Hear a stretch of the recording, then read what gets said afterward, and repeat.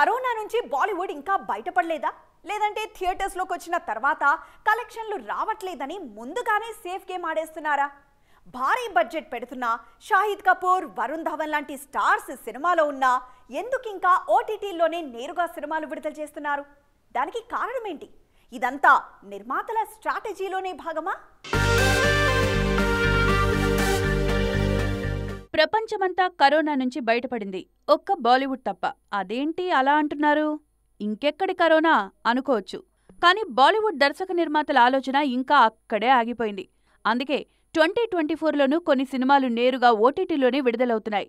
తాజాగా సారా అలీ ఖాన్ ఏ వతన్ మేరే వతన్ కూడా అలాగే వస్తోంది. కరణ్ జోహర్ ఈ సినిమాకు నిర్మాత. ప్రీ ఇండిపెండెన్స్ నేపథ్యంలో తెరకెక్కుతున్న ఏ వతన్ మేరే వతన్లో సారా అలీ ఖాన్తో పాటు చాలా మంది స్టార్ క్యాస్ట్ ఉన్న థియేటర్స్ కాకుండా మార్చి 21న ఓటీటీలో విడుదల చేస్తున్నారు. ఆ మధ్య Shahid Kapoor bloody daddy, Siddharth Malhotra mission Majnu, Varun Dhawan Bawaal, Ishaan Khatter Pippa లాంటి పెద్ద సినిమాలు కూడా థియేటర్స్ కాకుండా ఓటీటీలోనే వచ్చాయి. స్టార్ హీరోలకే ఈ పరిస్థితి వస్తుందంటే లేడీ ఓరియంటెడ్ సినిమాల గురించి చెప్పక్కర్లేదు. టాప్ హీరోయిన్స్ నటించిన సినిమాల్ని సైతం నేరుగా ఓటీటీకిచ్చేస్తున్నారు బాలీవుడ్ నిర్మాతలు. థియేట్రికల్ రిలీజ్ అంటే ఉన్న భయంతోనే నేరుగా డిజిటల్ వైపు అడుగులేస్తున్నారు. ఇది మంచిది కాదని, దీనివల్ల థియేట్రికల్ బిజినెస్ పడిపోతుందని బయ్యర్లు గోల పెడుతున్నారు.